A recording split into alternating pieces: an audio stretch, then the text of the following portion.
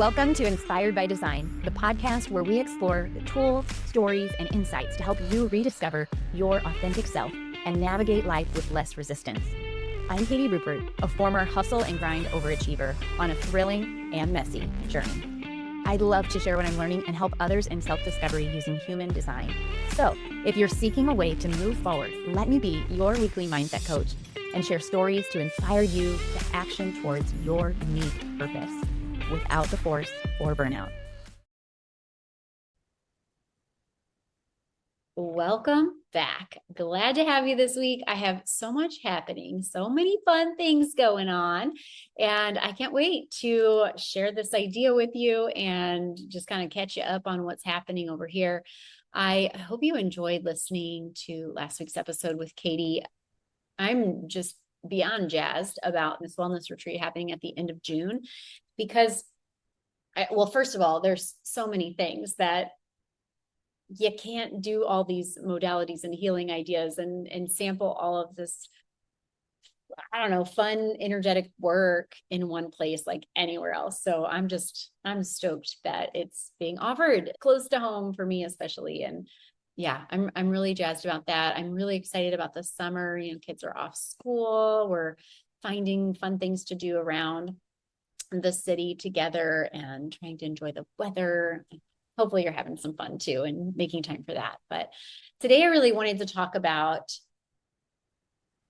an experience that I had at a vendor event this last week. And the question that I have for you as we shape up this episode, I'm not really sure where I'm going to go with it other than I keep hearing the same kind of message. And the question is, are you moving away from something that you fear or something you don't want, or towards something that you do want, that you desire? And it really hit me because I do all of this personal work. I try to be introspective. I stay on the pulse of what am I thinking about? Where am I going? Am I being grateful? These sorts of things. And it still came up for me. And I think that's just human, right? We tend to, instead of think about what we want, we naturally think about what we don't want. And I remember even when I was in the corporate world, before I was introduced to any part of the energetic world formally, I was at a training company, and we had this one training module called Seeing Red Cars. I can't remember who was the designer of this, but it was basically about how when you get a brand new car, you start seeing that car everywhere, right? So your eyes change, your mindset changes, and you see what you're thinking about. And this principle is all over the personal development world. And I have now seen how it's connected into the energetic world as well. So this last week, I was up at the chakra healing room and did a human design mini session booth. So people can come up and give me their birthday, and I give them a little 15-minute ditty about their human design. It's super fun. You get a discount when you do that with me. And across from me had this palm reader, which is so fascinating. She does life coaching and retreats, and her name's Ria, by the way. And I highly recommend her. As I think about the palm reading, because of course I had to do it, right? I had to do it.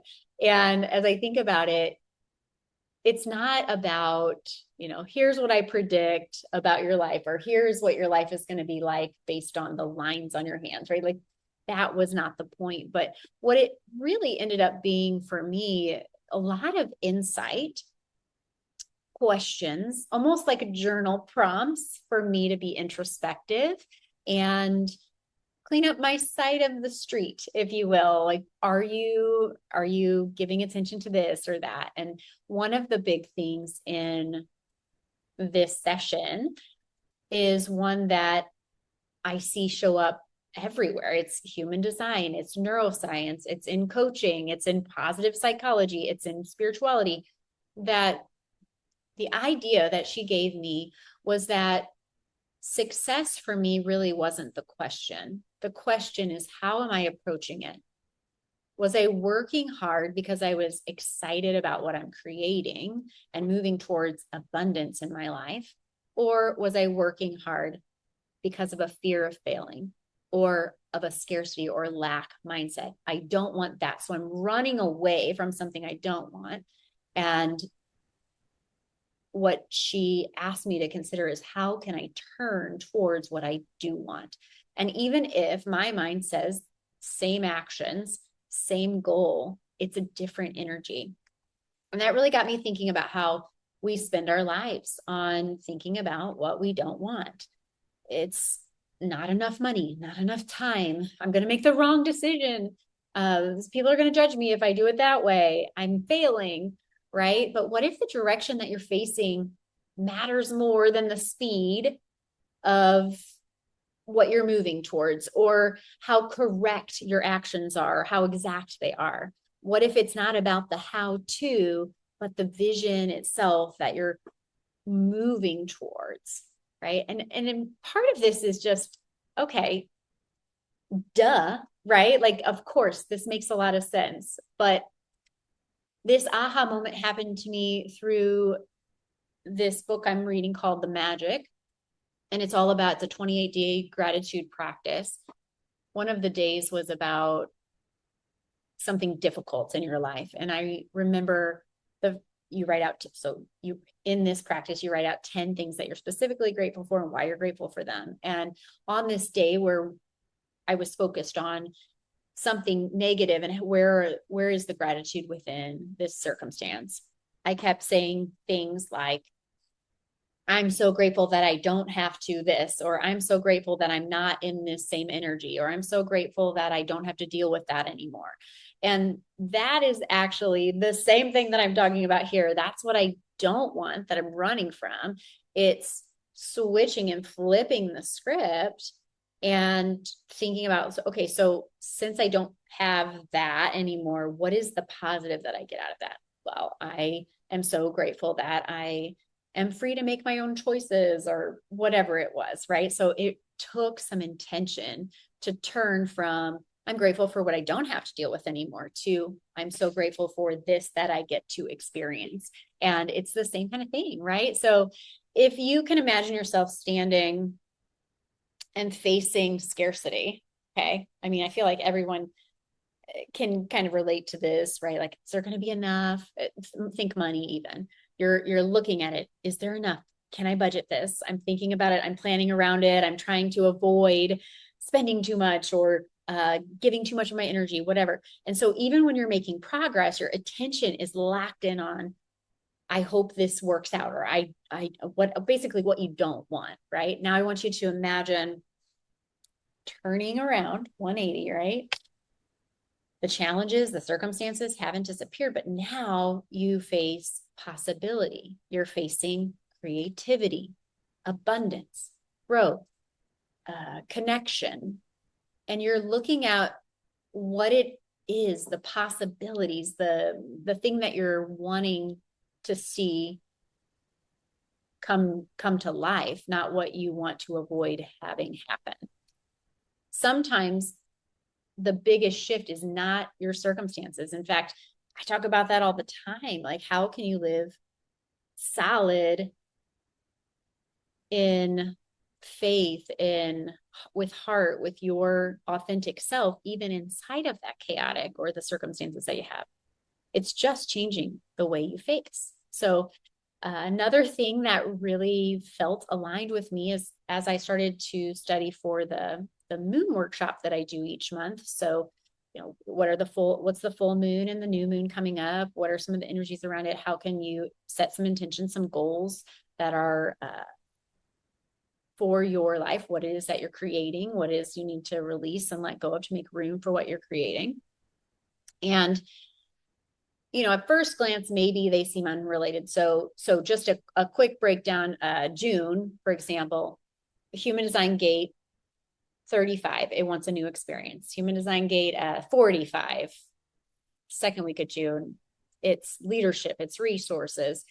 Gate 12, trust the timing before you start talking. Gate 15, honor your natural rhythm. And then the last part of the month is the gate of stillness and like slowing down a little bit, right?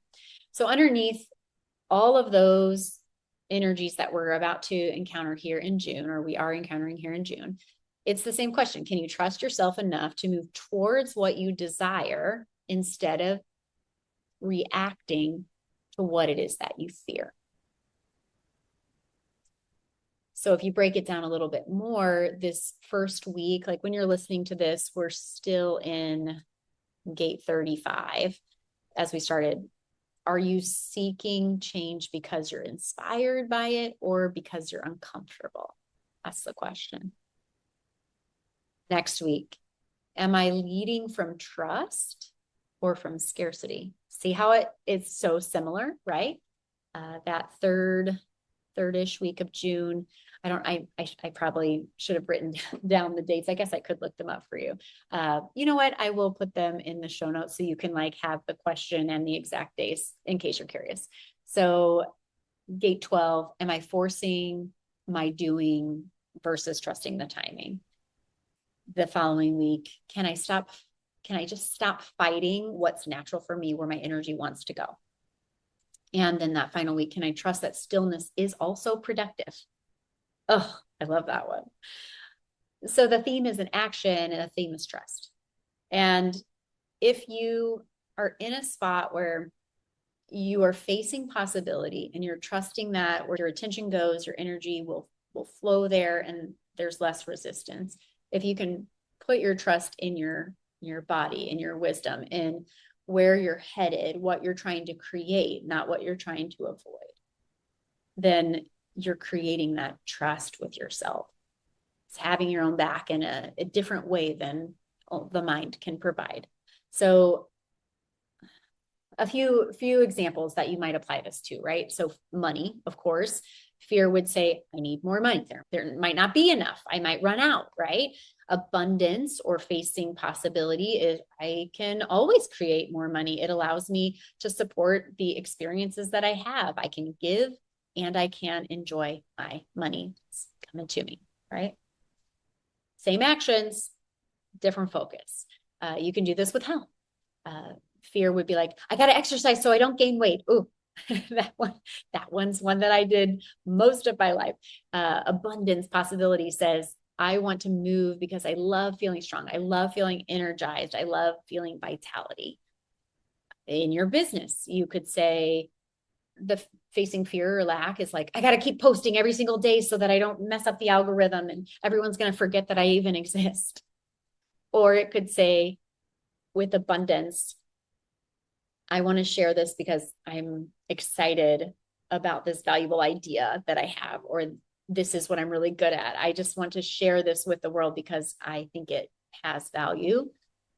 And the right people are going to run by it, no matter what. Relationships with fear. I don't want to be alone. This person, it kind of fits. So at least they don't do that, right? Abundance says, I am looking for meaningful connection. And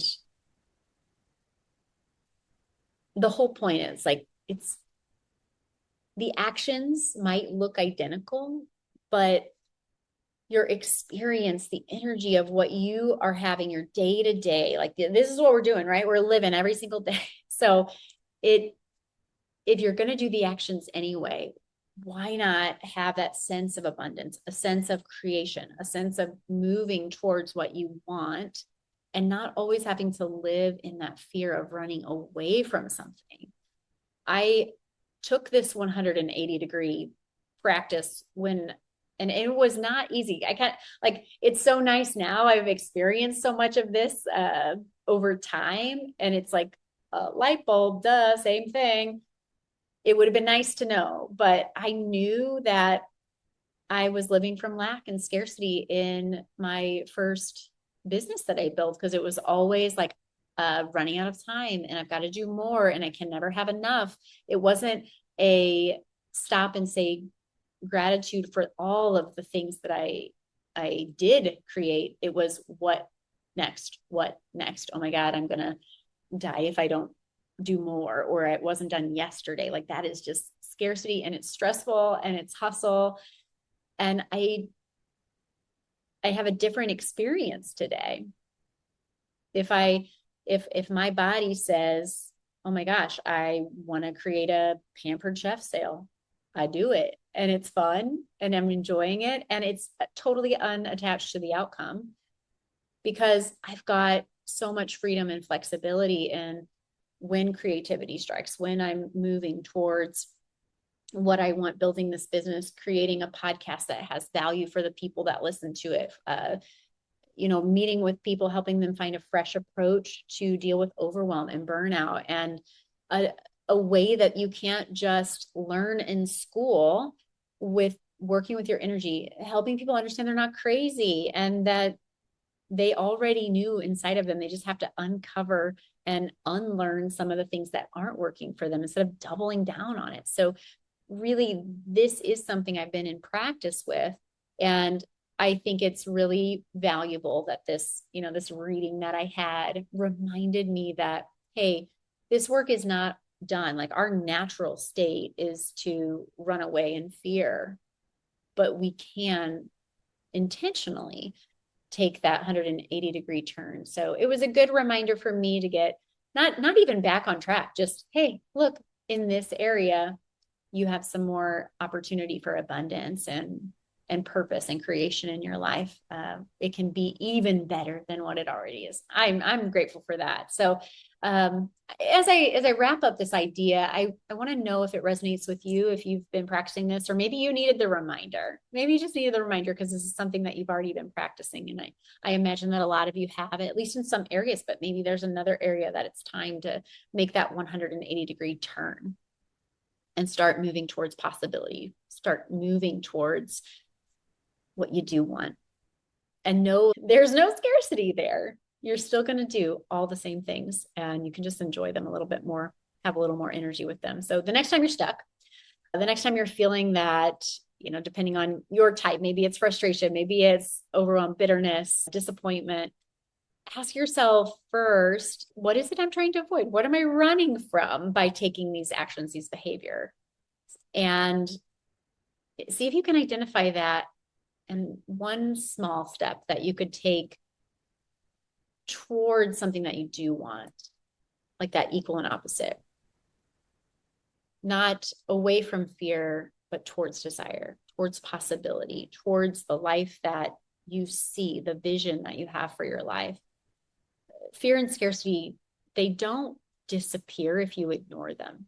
And I'm not asking you to ignore scarcity and fear. I'm just asking you to turn towards what it is you do want, basically bringing light into your situation.